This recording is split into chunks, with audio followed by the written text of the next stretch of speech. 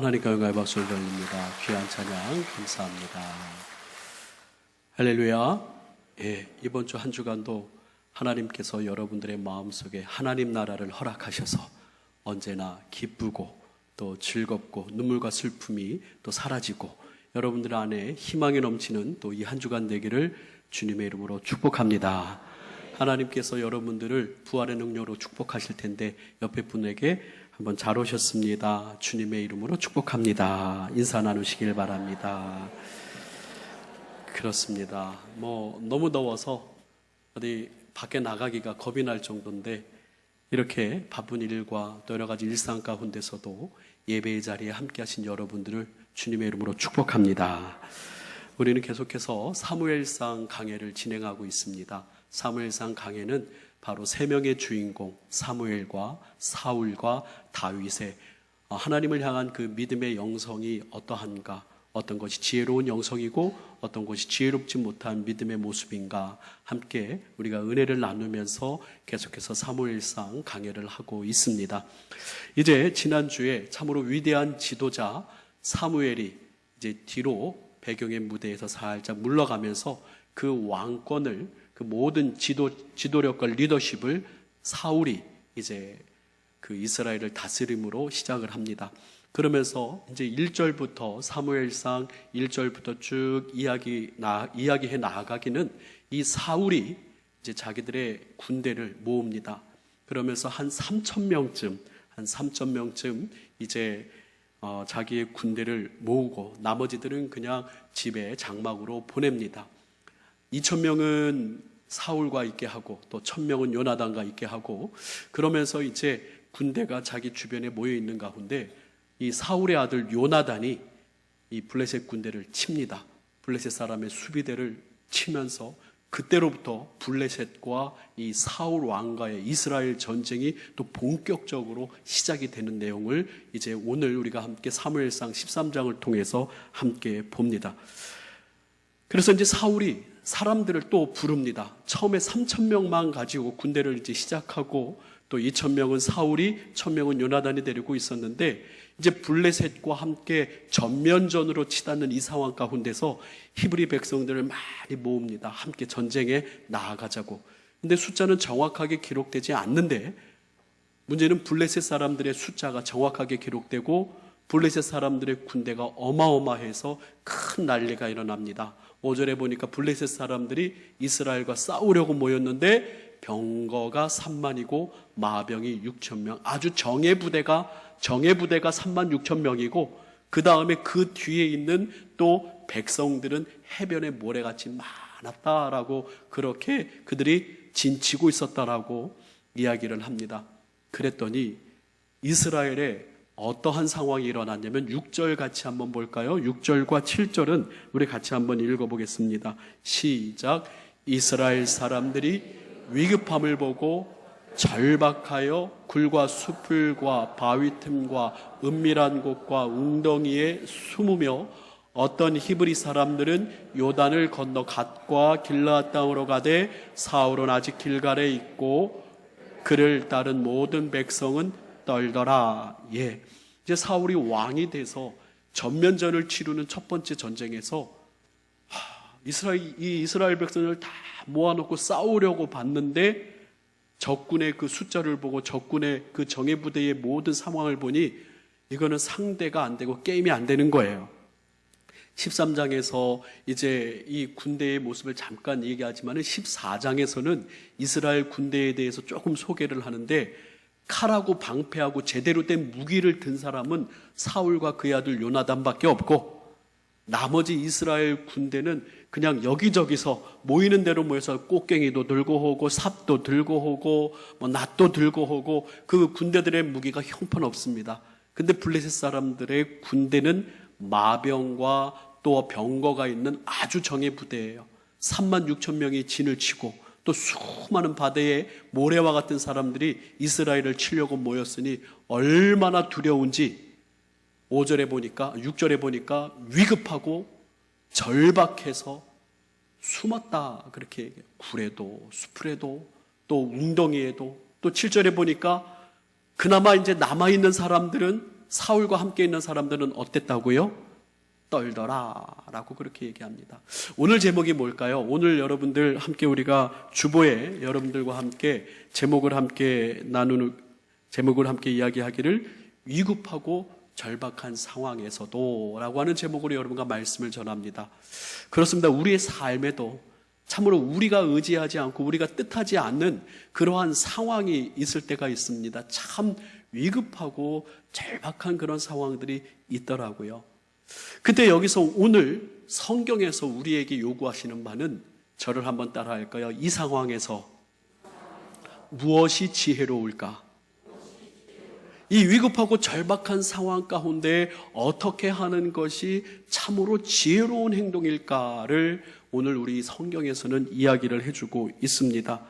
그래서 사울이 너무나 절박한데 이제 제사를 드리고 전쟁에 나가야 되는데 제사를 드려야 될 당사자인 사무엘이 안 오는 거예요. 8절에 보니까 사울이 사무엘을 얼마 동안 기다리냐면 7일 동안 기다립니다. 그런데 오지를 않아요. 그러니까 백성들이 하나 둘씩 흩어져 버립니다. 그래서 9절에 사울이 번제와 화목제물을 내게로 가지고 오라. 그러면서 직접 번제를 드립니다. 10절에 보니까 번제를 드리기를 마치자 또 하필 그때 때마침 오는 거예요. 다 드린 다음에 흔적도 없이 그냥 오리발을 내밀 수도 없게 번제를 드리기를 마치자 사무엘이 왔어요. 사울이 나가서 문안하는데 사무엘이 지금 왕이 한 일이 무엇입니까? 라고 물어봅니다. 사울이 얘기하죠. 백성은 내게서 흩어지고 절박합니다. 위급합니다. 그런데 당신은 정한 날에 오지 않으니 블레셋 사람들이 이렇게 모였음을 보고 내가 부득이하여 번제를 드렸습니다. 여러분, 우리의 삶의 가운데서도 참 이렇게 절박하고 위급한 상황 가운데 정말 이러한 모습들을 보면 이해할 수도 있을 것 같아요. 부득이하여서 너무나 절박하니까, 너무나 위급하니까 이런 상황 가운데 부득이하여서 드렸나 보다라고 했는데, 근데 그 뒤에 오는 사울의 대답은 너무나 무섭습니다. 그랬어요. 아이고 얼마나 힘들었습니까? 얼마나 위급했습니까? 내가 좀 빨리 올 걸 그랬습니다 라고 그렇게 대답하지 않고 사무엘이 이야기하기를, 사무엘이 사울에게 이르되 왕이 어떻게 행하였도다? 망령되이 행하였도다. 도대체 내가 당신이 늦게 와서 정말 위급하고 절박한 상황 가운데 하나님의 은혜를 얻고자 그렇게 제사를 드렸는데, 그래서 좀 위로를 받았으면 더 좋았을 텐데 사무엘은 사울에게 이야기하기를 망령되이 행하였도다. 오늘 이 망령되이 행한 얘기에 대하여서 여러분과 함께 좀 중심적으로 이야기를 하고자 하는데요. 구약 성경에 보면은 이 망령되이 행하였다라고 하는 단어가 한 36번 정도 나오는 것 같아요. 망령되이 행하였다. 그런데 이 망령되이 행하였다라고 하는 내용들이 좀 의미들이 많이 틀립니다. 첫 번째 출애굽기 20장에서 10계명에 대하여 이야기할 때 제3계명 여러분들 아시죠? 내 이름을 어떻게 일컫지 말라? 망령되이 일컫지 말라. 거기서도 망령되이 일컫는다 그런 말이 나와요.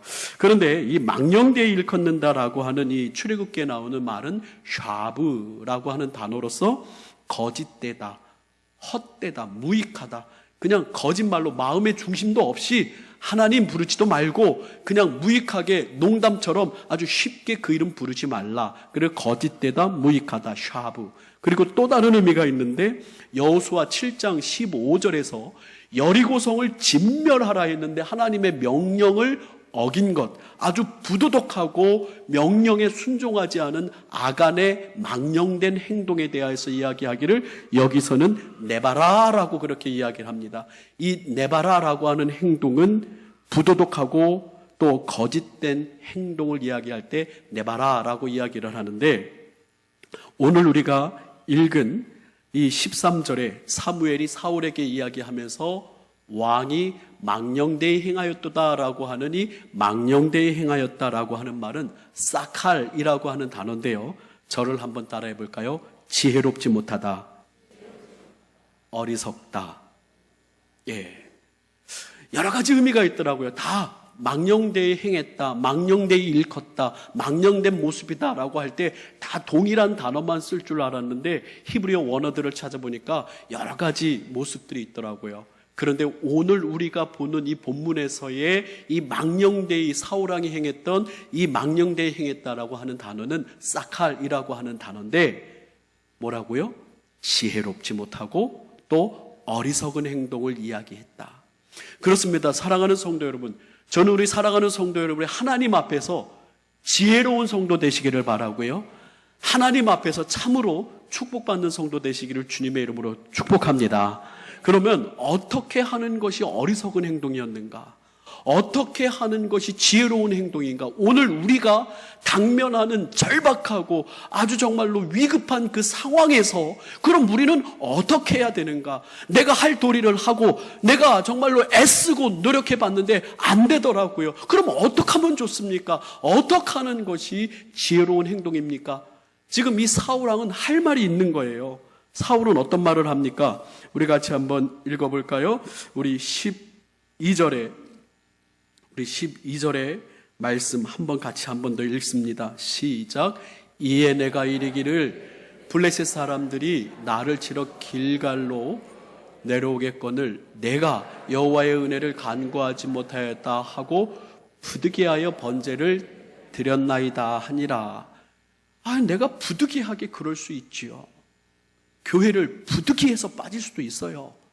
부득이해서 내가 너무 바빠서 기도회에 못 참석할 수 있어요. 부득이해서 내가 기도하지 못하고 또 내가 내 방법대로 할 수 있어요. 그렇게 이해할 만하고 또 위급한 상황일 수도 있지만 사무엘은 지혜롭게 행동했어야 된다라고 13절에 왕이 망령되이 행했다라고 이야기를 합니다. 그러면 어떤 행동이 지혜로운 행동인가? 여러분, 우리가 신앙생활을 하면서 내가 할 수 있는 일과 내가 할 수 없는 일을 구분할 줄 알아야 돼요. 여러분들이 밥 먹고 운동하고 걸어다니고 또 여러분의 체력과 여러분의 건강을 위해서 할 수 있는 또 열심히 있고 할 수 있는 일이 있죠.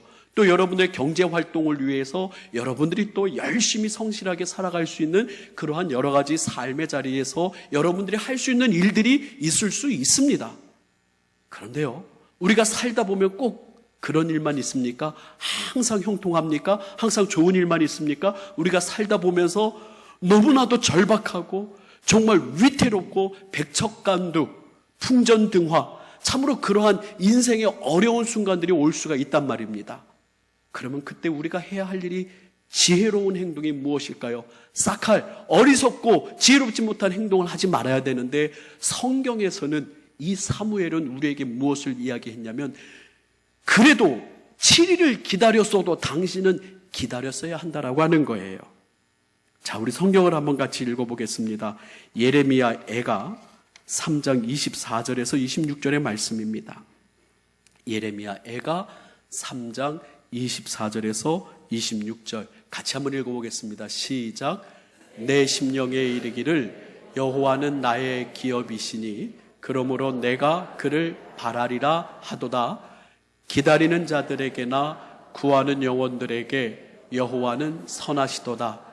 사람이 여호와의 구원을 바라고 잠잠히 기다림이 좋도다. 아멘. 제가 지지난주 금요 성령 집회 때 이 말씀에 참 감동이 돼서 또 여러분들과 함께 말씀을 나눴습니다. 예레미야 애가 3장. 예레미야 애가는 너무 슬픈 얘기로 유대 민족의 멸망을 노래하는, 그래서 너무 슬픈 마음으로 주님 앞에 토로하는 내용이 예레미야 애가예요. 그런데 이 예레미야 애가에서 뭐라고 이야기하냐면 사람이 여호와의 구원을 바라고 잠잠히 뭐 하는 것이 좋다고요? 기다림이 좋도다. 그냥 기다릴까요? 너무 지금 내가 뭘 해야 되지 않을까요? 지금 뭐라도 지금 애써서 사람들을 구하든지 아니면 지혜를 구하든지 아니면 내가 가서 싸우든지 뭘 해야 되지 않습니까? 무슨 액션을 취해야 되지 않습니까? 근데 기다리라고요? 잠잠하라고요? 25절에 보니까 기다리는 자들에게나 구하는 영혼들에게 여호와는 선하시도다. 제가 지난 금요일 날 아침에 조선 비치 호텔에서 조찬 기도회를 참석을 했습니다. 부산 지역의 목사님들 한 30분을 모셔서 어떤 단체에서 우리가 이렇게 이러한 큰 행사를 합니다. 그래서 목사님들의 기도와 또 목사님들의 또 협조가 필요합니다 라고 해서 또 어느 장로님이 또 세상말로 쏘았어요. 아침에 세상말로 쏘셨어요. 또 세상말로 또 그렇게 자기가 이제 목사님들을 대접하면서 우리가 앞으로 이런 행사를 하면서 이렇게 준비를 하려고 하는데 목사님들 협조해 주십시오. 그래서 장로교 목사님 몇 분, 뭐 감리교, 또 고신측, 침례교, 또 성결교 목사님들 몇 분들 이렇게 교단별로 안배해서 저도 그 가운데 그냥 껴서 같이 아침 식사를 하면서 그 프로그램 내용을 듣습니다.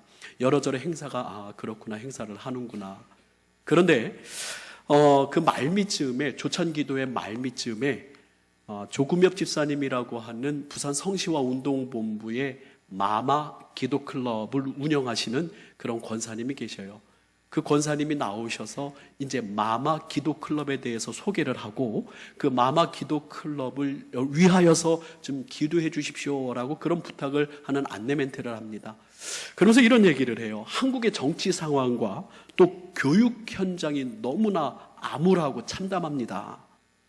정말로 지금 뭐 동성애라든지 또 보이지 않는 기독교 탄압, 여러 가지 정치적 상황들이 그렇게 우리 기독교에 녹록하지만은 않고 영적 전쟁이 너무나 심각한 상황이기에 정말로 애쓰고 몸부림쳐 보지만 저를 한번 따라해 볼까요? 어쩔 수 없다. 방법이 없다. 어떻게 할 도리가 없다. 지금 너무나 힘에 부친다라는 거예요. 어떻게 할 수 없고 어떠한 방법도 없고 너무나도 힘에 부쳐서 여러 가지로 참으로 안타까운 현실 가운데 그렇기에 우리는 뭐 하기로 결정했다고요? 그렇기에 기도하기로 우리는 또 다짐합니다. 어쩔 수가 없습니다. 절박합니다. 정말로 이 상황 가운데 우리가 할 수 있는 일이 아무것도 없습니다.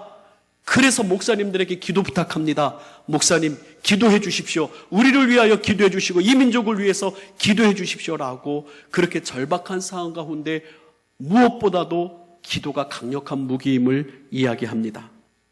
사랑하는 성도 여러분, 그렇습니다. 사울은 그럼에도 불구하고 기다렸어야 돼요. 사울은 그럼에도 불구하고 여호와의 구원을, 하나님의 방법과 하나님의 뜻이 무엇인지 하나님의 뜻을 구했어야 돼요. 에베소서 말씀에서 이렇게 얘기합니다. 에베소서 5장 17절의 말씀입니다. 같이 한번 읽어볼까요? 시작.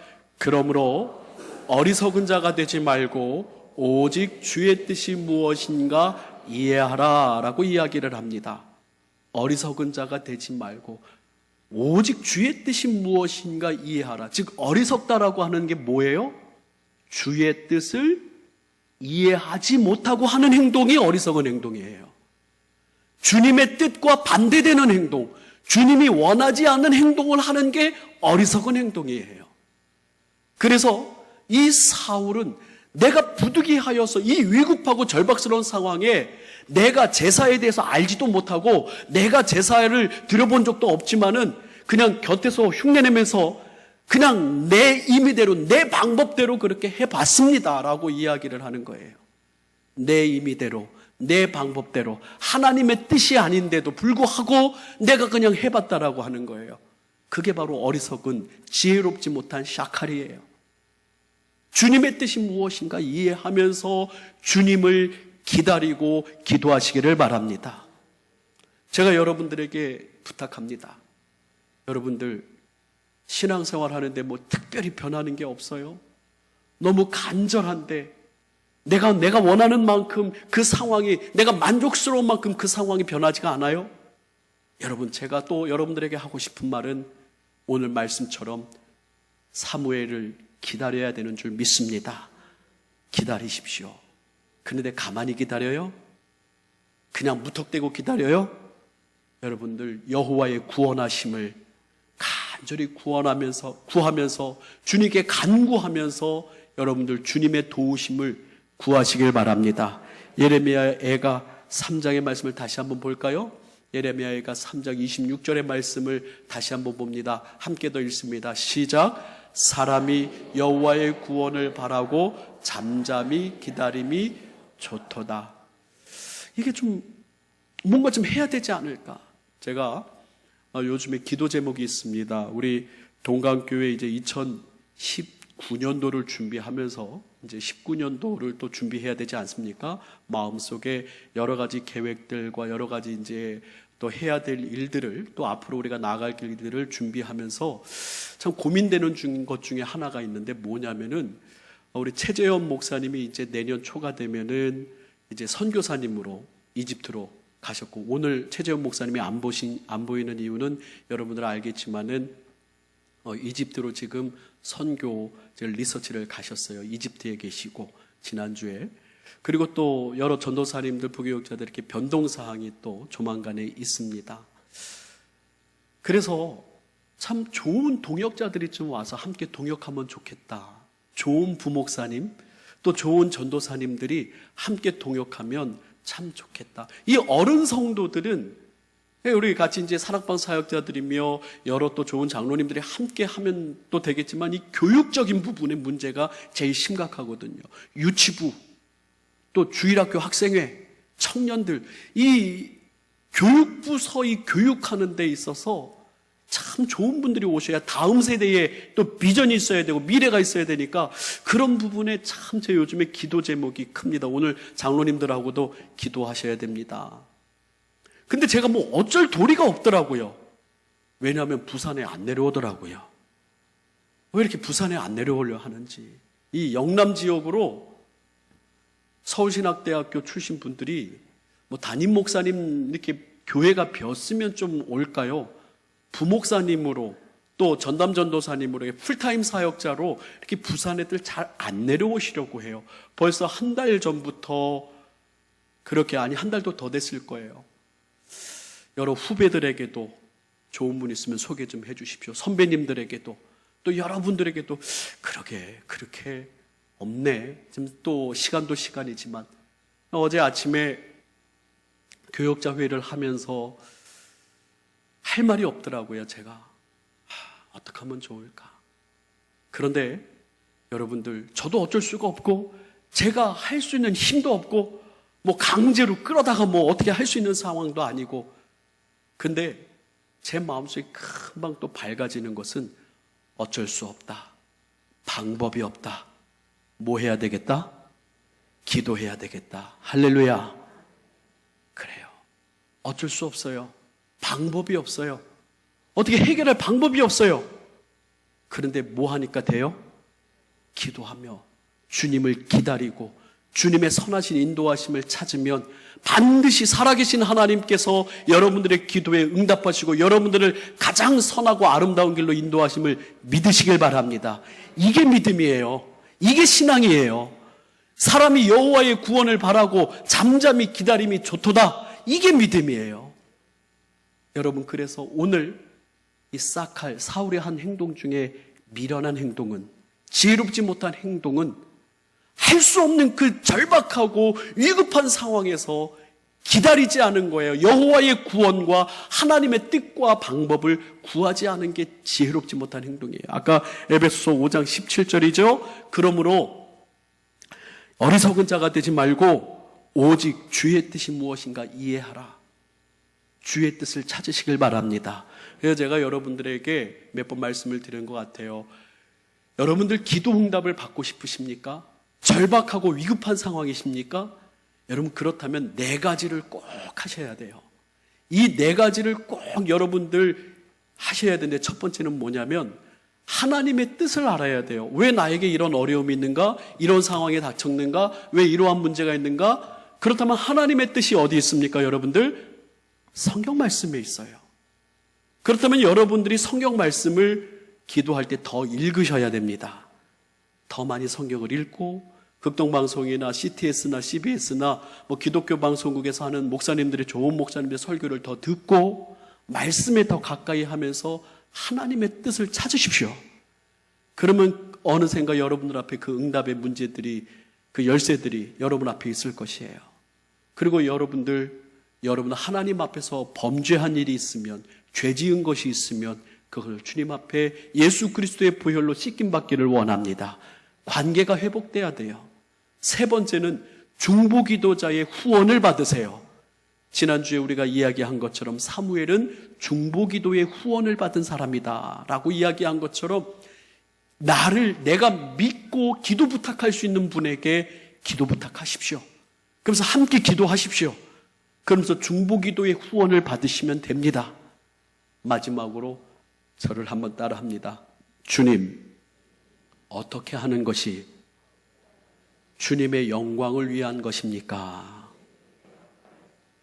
마태복음 6장 33절, 너희는 먼저 그의 나라와 그의 의를 구하라. 그리하면 이 모든 것을 더하시리로다. 할렐루야. 여러분, 어떻게 하는 것이 주님의 영광을 위하는 것일까?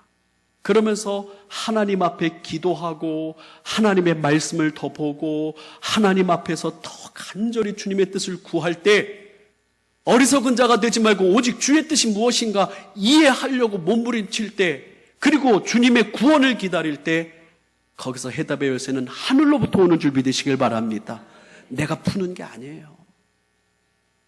내가 푸는 게 아니에요. 근데 내가 풀려고 이리저리 사방팔방 백방으로 돌아다녀 봐도 정말 더 문제는 꼬이고 아프고 상황이 악화되는 경우를 우리는 수도 없이 경험하지 않았습니까? 그래서 오늘 주시는 말씀 중에 주님의 뜻을, 주님의 방법을 기다리는 것이 첫 번째 방법입니다. 두 번째, 사울의 어리석은 행동이 무엇이었을까? 저를 한번 따라해 볼까요? 옆에 분에게 한번 이렇게 인사했으면 좋겠습니다. 당신이 지금 드리고 있는 예배는 당신의 생명을 살립니다. 할렐루야. 여러분, 예배는 참 소중한 거예요. 하나님께서 우리를 왜 만드셨냐면 예배 받으시기 위해서 우리를 만드셨습니다. 그런데 이 예배를요, 멸시하거나 쉽게 생각하거나 예배를 가볍게 생각한다면 하나님께서는 그것도 참지 아니하셔요. 아주 엄격하게 하나님께서는 이 예배가 거룩하길 원하셔요. 이 예배는 거룩한 예배로 하나님 앞에 구별되어 드려야 되는데, 레위기서 8장 6절에서 13절에 보면 이 예배를 집전하는 아론과 그의 아들 제사장들을 어떻게 준비시키느냐. 모세가 아론과 그의 아들들을 데려다가 물로 그들을 씻기고 아론에게 속옷을 입히며 띠를 띄우고 겉옷을 입히며 에봇을 걸쳐 입히고 에봇의 장식띠를 띄워서 에봇을 몸에 메고 흉패를 붙이고 흉패에 우림과 둠밈을 넣고 그의 머리에 관을 씌우고 그 관 위에 전면에 금패를 붙이니 곧 거룩한 관이라 여호와께서 모세에게 명령하신 것과 같더라. 13절에 보니까 모세가 또 아론의 아들들을 데려다가 그들에게 속옷을 입히고 띠를 띄우며 관을 씌웠으니 여호와께서 모세에게 명령하신 것처럼 아주 구별되고 거룩하게 준비시키는 것을 봅니다. 이것은 오늘 현대시대의 교회에서 어떠한 모습으로 드리는 예배를 의미합니까?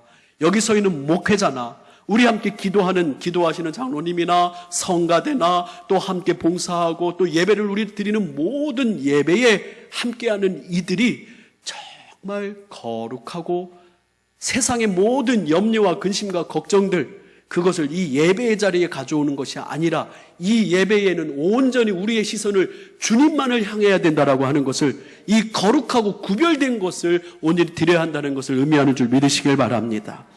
이렇게 거룩하게 구별시켜 이 예배를.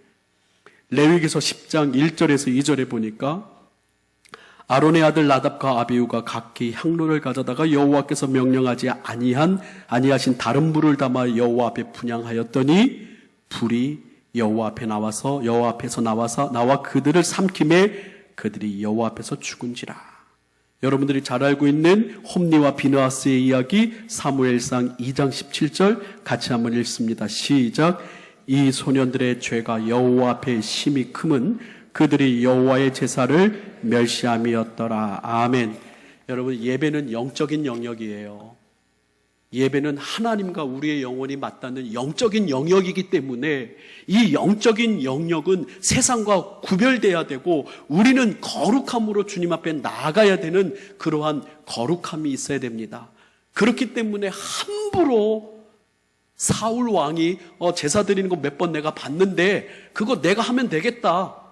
그거 내가 해보지 뭐. 빨리 번제와 화목제물을 가져와 하면서 이 제사를 쉽게 생각하고 제사를 그 방법도 모르고 방법을 안다 해도 그 하나님께서 정하신 것이 아니기 때문에 그 모든 것이 사울의 어리석은 모습이었다라는 거예요. 하나님 앞에 우리는 예배드리는 자로서 여러분들을 축복하기는 아름다운 예배의 회복자들 되시기를 바랍니다. 예배를 회복하십시오. 예배의 성공자가 되십시오. 세상의 성공자가 되기 이전에, 세상의 성공을 원하기 이전에 예배의 성공을 원하십시오. 그것이 바로 여러분들 문제 해결의 첫 번째 키라고 하는 거예요.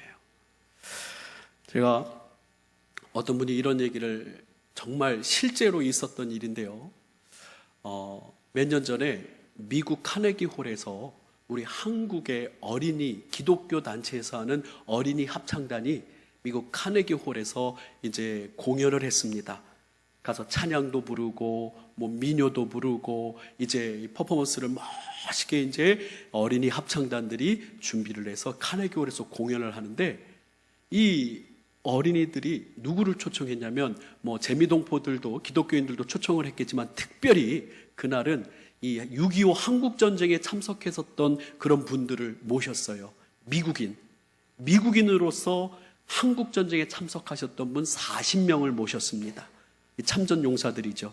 그분들에게 꽃을 달아드리고 또 그분들을 제일 좋은 VIP석에 모시고 그러면서 참 고맙습니다, 감사합니다. 그래서 그분들 앞에서 찬양도 하고 찬송 부르고 또 거기서 여러 가지 또 뭐 민요도 또 여러 가지 또 나라에 대한 또 좋은 나라 사랑에 대한 노래도 부르면서 이렇게 좋은 공연을 하고 있는 중에 한 미국인 할아버지가 쩔뚝쩔뚝거리면서 그 공연하는 막 공연 중에 가운데로 막 나오더라는 거예요. 그래서 스태프진들이 긴장을 하고 깜짝 놀라고 이거 무슨 일이 일어나는 거 아닌가? 그러더니 그 할아버지가 가운데로 확 나와서 무릎을 꿇고 막 엉엉 울더랍니다. 막 울면서 왜 그런가 물어봤더니 자기는 평생토록 지금 50년 가까이 50년 넘게 대한민국이라고 하는 나라를 저주하면서 살았다. 대한민국이라고 하는 나라를 원망하면서 난 여지껏 살았다. 왜? 보니까 그분의 한쪽 다리 한쪽 팔을 한국전쟁에서 잃으신 거예요. 내 다리와 내 팔을 가져간 한국, 내 청춘을 거기서 다 묻어버렸던, 그래서 이 한국이라는 나라를 저주하면서 원망하면서 평생을 살았는데 오늘 이 찬양하는 아이들의 모습을 보면서 내 팔과 내 다리를 왜 그곳에 하나님께서 드리게 하셨는지 그 이유를 알았다라고 하는 거예요. 이 대한민국이 정말로 내 팔과 내 다리가 아니었다면, 내가 그 나라를 지키지 아니었다면 이 대한민국이 하나님을 예배하는 나라가 되었을까? 하나님 앞에 찬양을 드리는 나라가 되었을까 하면서 왜 내 팔과 내 다리를 그 나라에 드렸어야 했는지 그 해답을 그 찬양 가운데, 그 하나님 앞에 올리는 찬송 가운데, 그 어린이들의 그 찬양 가운데서 해답을 얻어서 그 몇십 년 동안 가졌던 그 원한과 응어리들이 다 녹아져 내리는 순간을 가졌다면서 그렇게 펑펑 울면서 앞으로 나왔다라고 하는 거예요.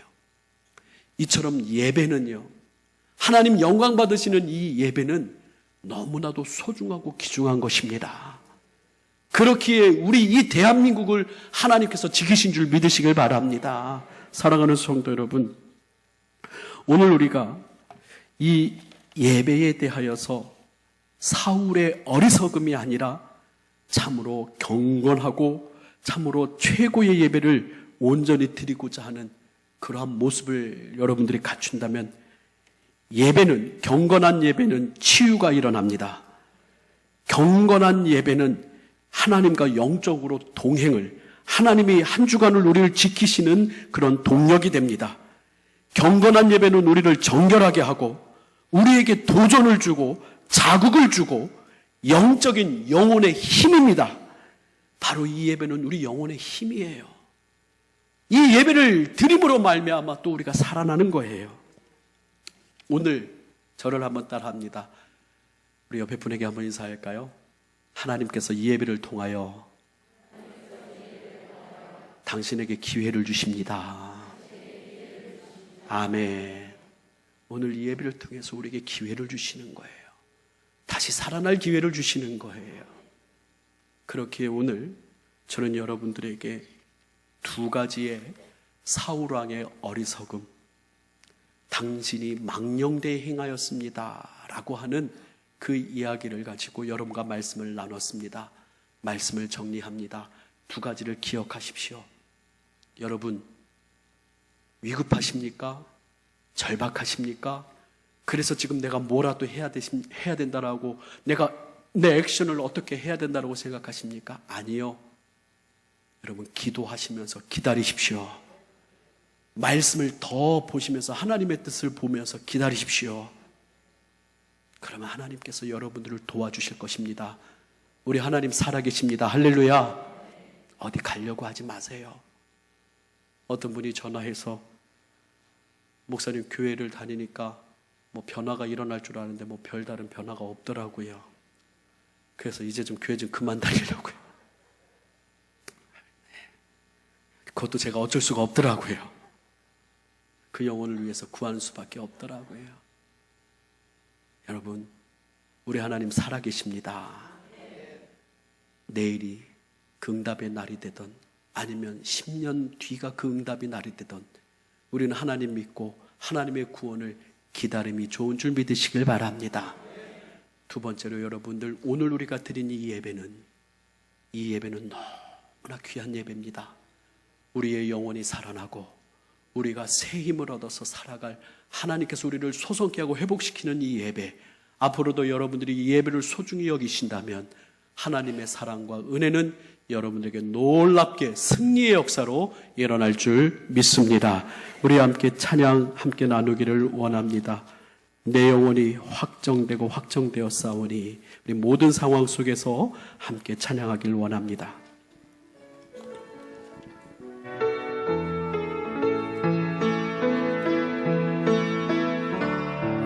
모든 상황 속에서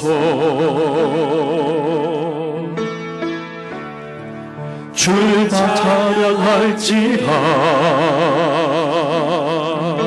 주는 너의 큰 상, 큰 도움이시라.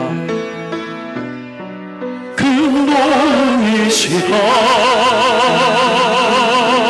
주의 영을 구할 때, 주의 영을 구할 때, 주의 영을 부으사, 주의 영을 부으사, 크신 사랑 안에서, 크신 사랑 안에서 주를 보게 하소서, 주를 보게 하소서.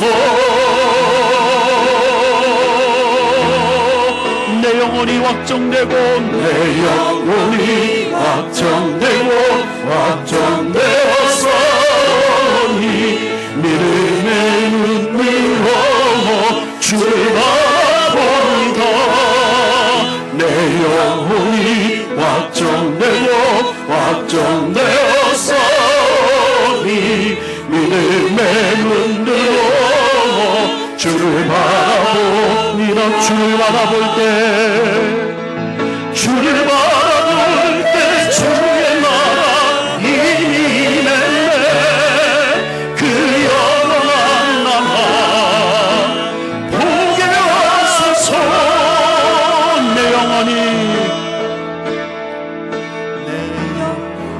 내 영혼이 확정되고 확정되었사오니, 믿음의 눈으로 주를 바라봅니다. 내 영혼이 확정되고 확정되었사오니, 믿음의 눈으로 주를 바라봅니다. 함께 자리에서 일어나서 처음부터 찬양합니다. 모든 상황 속에서 주를 찬양할지라. 주를 찬양할지라. 주는 너의 큰 상급, 주는 너의 큰 상급, 큰 도움이시라, 큰 도움이시라. 주의 얼굴 구할 때, 주의 얼굴 구할 때, 주의 영을 부으사, 주의 영을 부으사, 크신 사랑 안에서, 크신 사랑 안에서 주를 보게 하소서. 주를 보게 하소서. 우리 손을 들고 찬양합니다. 내 영혼이 확정되고 확정되었사오니 믿음의 눈으로 주를 바라보니 내 영혼이 확정되고 확정되었사오니 믿음의 눈으로 주를 바라볼 때, 주를 바라볼 때 주의 나라 이르네. 그 영원한 나라 보게 하소서. 내 영혼이 확정되고 확정되었사오니 믿음의 눈으로 주를 바라보리라. 내 영혼이 확정되고 확정되었사오니 믿음의 눈으로 주를 바라보. 우리 두 손을 모으고 내 영혼이 확정되고 확정되었사오니 믿음의 눈으로 주를 바라봅니다.